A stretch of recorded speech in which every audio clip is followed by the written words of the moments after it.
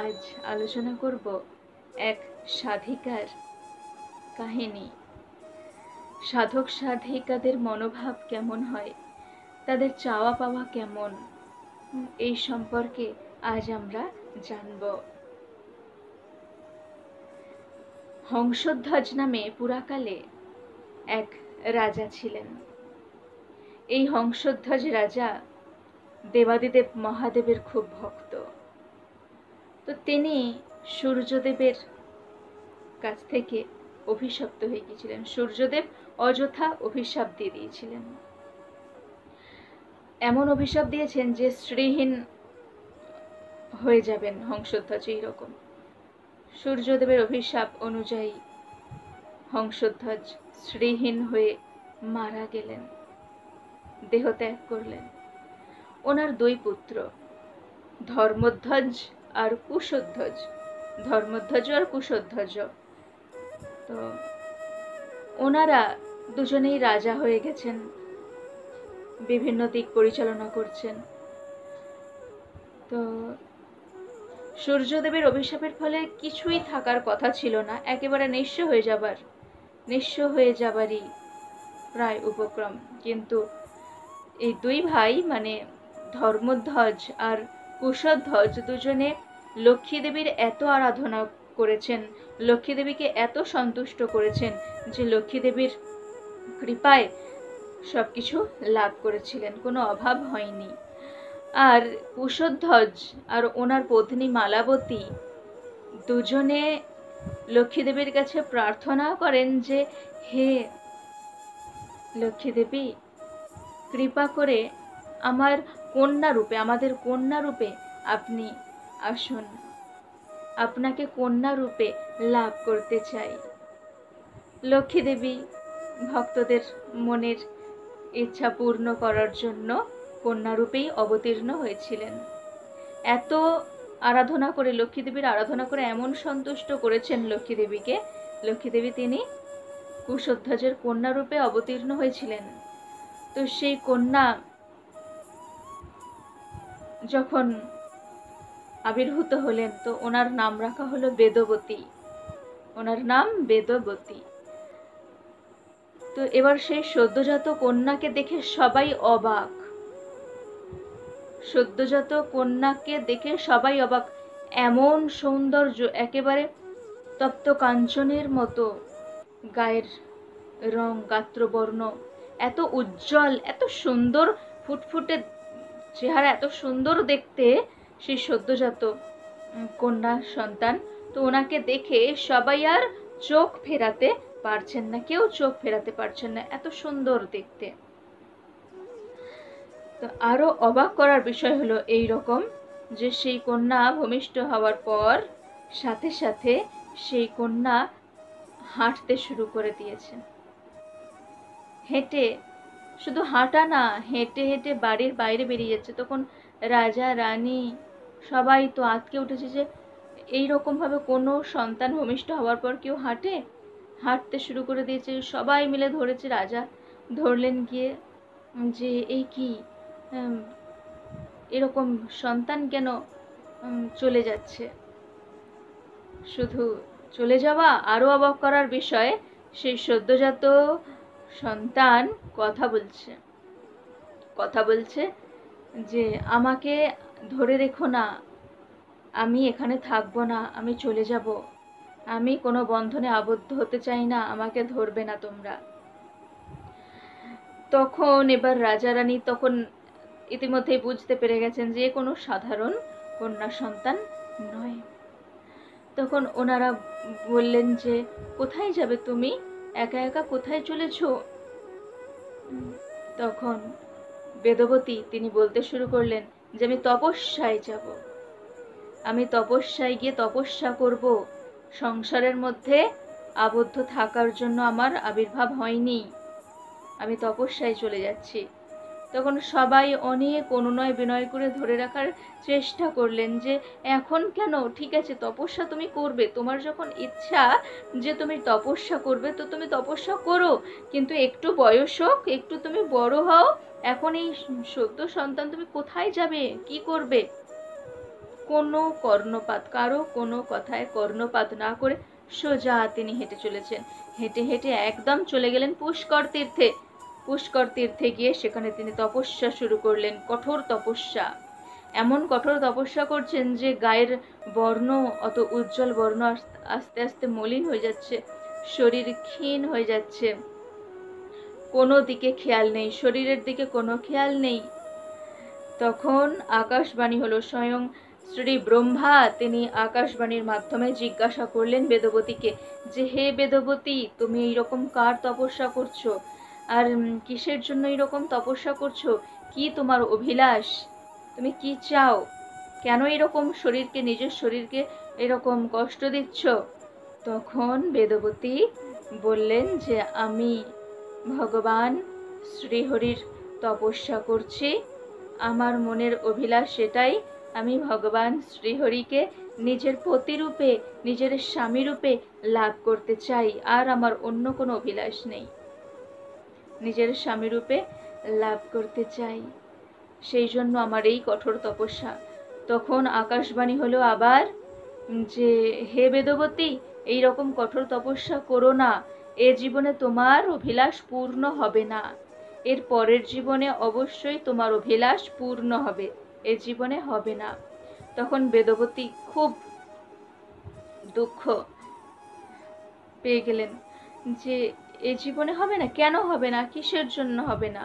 কিন্তু আকাশবাণী বলল যে এ জীবনে সম্ভব নয়, এর পরের জীবনে অবশ্যই ভগবানকে স্বামীরূপে লাভ করতে পারবে। তখন বেদবতী মনের দুঃখে অত্যন্ত ক্ষুণ্ণ হয়ে তিনি সেই স্থান পরিত্যাগ করলেন। সেই স্থান পরিত্যাগ করে তিনি সোজা চলে গেলেন গন্ধমাদন পর্বতে। সেখানে গিয়ে নিরালায় নির্জন স্থানে এক আশ্রম, ছোট্ট আশ্রম তৈরি করে সেখানে তিনি আরো কঠোর থেকে কঠোরতর তপস্যায় রত হলেন, কঠিন তপস্যা করছেন যে এই জীবনেই আমি লাভ করতে চাই ভগবানকে স্বামীরূপে, এই জীবনেই আমি লাভ করতে চাই, তো আমি কঠোর তপস্যা করব। তো কঠোর তপস্যা তিনি করছেন। তো একসময় লঙ্কাধিপতি রাবণ চারদিকে ভ্রমণ করতে করতে গন্ধমাদন পর্বতে ওখানে দেখতে পেয়ে যায় বেদবতীকে। এবার দেখতে পেয়ে গিয়ে রাবণের যেমন ছলনা, অতিথির ছদ্মবেশে, অতিথির বেশ ধারণ করে এসেছে, আর অতিথিকে দেখা মাত্রই দ্বারে অতিথি এসেছেন এটা দেখেই বেদবতীর সাথে সাথে উঠে আপ্যায়ন করলেন, পা ধোয়ার জল দিলেন, বসতে দিলেন, আসন দিলেন, তারপর যথাসাধ্য ফুল ফল সংগ্রহ করে সেবার জন্য, অতিথি সেবার জন্য দিলেন ফুল ফল। রাবণও তা গ্রহণ করলো, সবকিছু গ্রহণ করলো, কিন্তু রাবণের পাপ মন, সে এত কিছু সেবা গ্রহণ করার পরেও বেদবতী তো ভাবলেন যে অতিথি নারায়ণ, তাই নারায়ণ জ্ঞানের সেবা করলেন। আর এত কিছু সেবা লাভ করার পরেও রাবণের রাক্ষস মন, দুষ্টু মন বেদবতীর দিকে বারবার তাকাচ্ছে। রাবণ বারবার বেদবতীর দিকে তাকাচ্ছে, ভাবছে যে এত সুন্দর রমণী আর এই রকম স্থানে কেন। এবার বেদবতীকে বলতে শুরু করলো রাবণ যে, হে সুন্দরী, তুমি এখানে একা একা কি করছো? তোমার তো এই এত অল্প বয়স, এই এত অল্প বয়সে তুমি কঠোর তপস্যা করছো কেন? কিসের জন্য তুমি তপস্যা করছো? তোমার এখন তপস্যা করার সময় নয়, তোমার এখন সুখ ভোগ করার সময়। আর এরকম কঠোর তপস্যা করে শরীরকে ক্ষীণ করছো কেন? এখন আনন্দ উপভোগ করতে হয়। তো কার তপস্যা করছো? বেদবতী তো শুনেই অবাক, সে কি অতিথি এই রকম আমাকে বলছে? আর আমি তো কখনো আশা করিনি যে অতিথি আমাকে এরকম এসে বলবে। আরও বলছে রাবণ যে, তুমি কার তপস্যা করছো? সকল দেবতারা তো আমার নির্দেশে, আমার আদেশ মেনে চলে, সকল দেবতারা আমার আদেশ মেনে চলে, আমি ত্রিলোক জয়ী, ত্রিলোক বিজয়ী রাবণ। তো তপস্যা করলে আমার তপস্যা করো, আর আমার চলো আমার সাথে লঙ্কায় রাজপ্রাসাদে, সেখানে হাজার হাজার সহস্র সহস্র দাসী তোমার পদসেবা করবে, তুমি সুখ ভোগ করবে সেখানে। চলো। বেদবতী শুনে অবাক, যে এই রকম কখনো কথা যে আমাকে শুনতে হবে আমি স্বপ্নেও ভাবিনি। আমি ভগবান শ্রীহরি বিষ্ণুকে ছাড়া, ভগবান শ্রী নারায়ণের কথা ছাড়া কোনো কথা আমি জানি না, আমি কাউকে চিনি না, জানি না, আর চেনার জানার চেষ্টাও করিনি। শুধু আমার মন প্রাণ ধ্যান জ্ঞান সব ভগবান নারায়ণ। নারায়ণকে প্রতিরূপে লাভ করার জন্য আমি ভূমিষ্ঠ হওয়ার সাথে সাথে সেই থেকে আমি তপস্যায় রত হয়েছি। আর আজ এইরকম পাপীর কাছ থেকে এইরকম কথা আমাকে শুনতে হলো, এ কি আমি কঠোর অপরাধজনক এইরকম কথা, এইরকম কথা শুনতে হচ্ছে, কি অপরাধ করে ফেলেছি। তো খুব মনে মনে দুঃখ পাচ্ছেন বেদবতী। আর রাবণের ওসব দিকে কোনো খেয়াল নেই। বেদবতী যে দুঃখে, তিনি ভাবতে লাগলেন যে কি আমার হলো এইরকম, কেন আমাকে এরকম কথা শুনতে হচ্ছে। আর রাবণ ভাবছে যে কি ব্যাপার, আমার প্রশ্নের আমার কথার কোনো উত্তর দিচ্ছে না কেন। ধৈর্য আর না রাখতে পেরে বেদবতীর হাত ধরে আর টান দিতে শুরু করে দিয়েছে, যে চলো আমার সাথে, আমার রাজপ্রাসাদে যাবে। বেদবতী এক ঝটকায় রাবণের কাছ থেকে হাত ছিনিয়ে নিলেন, আর একেবারে ক্রুদ্ধ হয়ে গর্জন করে বেদবতী বলতে লাগলেন, ওরে দুষ্ট, আসরিক প্রবৃত্তি। বেদবতী বুঝতে পেরে গেছেন যে রাবণ, ওরে দুষ্ট, এত বড় সাহস, আমি তোকে অতিথি জ্ঞানে সেবা করলাম, আর তার প্রতিদান হিসাবে তুই আমাকে এরকম পাপপূর্ণ বাক্য প্রয়োগ করছিস আমার প্রতি। আমি ভগবান নারায়ণ ছাড়া কোনো কথা কখনো শ্রবণ করিনি, কোনো কথা কখনো মনে ভাবিনি, আর আজ আমাকে তুই এইরকম করলি, এইরকম কথা বলছিস, আমাকে স্পর্শ করলি। আমি তোকে অভিশাপ দিচ্ছি, তুই স্ববংশে নিধন প্রাপ্ত হয়ে যাবি, স্ববংশ তোর ধ্বংস হয়ে যাবে। আর তুই আমাকে স্পর্শ করেছিস, আমি অপবিত্র দেহ আমি আর রাখবো না, আমি এই দেহ পরিত্যাগ করছি বলে তিনি যোগ বলে দেহ পরিত্যাগ করে দিলেন। আকাশবাণী কখনো মিথ্যা হয় না। আকাশবাণী হয়েছে কি, যে এ জীবনে না, পরের জীবনে ভগবান শ্রী নারায়ণকে প্রতিরূপে লাভ করবেন। আকাশবাণী মিথ্যা হলো না, আর বেদবতীর অভিশাপও মিথ্যা হলো না। রাবণ স্ববংশে ধ্বংস হয়ে যায়। ওই বেদবতী পরের জীবনে জনক তনয়া, জনক রাজার কন্যা সীতা দেবী রূপে আবির্ভূতা হলেন। আর ভগবান শ্রী নারায়ণ তিনি ভগবান রামচন্দ্র রূপে অবতীর্ণ হলেন, মহারাজ দশরথের পুত্র রূপে। আর সীতা দেবী পতিরূপে লাভ করেছিলেন ভগবান শ্রীরামচন্দ্রকে। আর নিধন প্রাপ্ত হয়েছিল কে? সব বংশে নিধন প্রাপ্ত হয় রাবণ। তো সাধক সাধিকারা এইরকমই, সাধক সাধিকাদের মন প্রাণ ধ্যান জ্ঞান সবসময় ভগবানের প্রতি থাকে।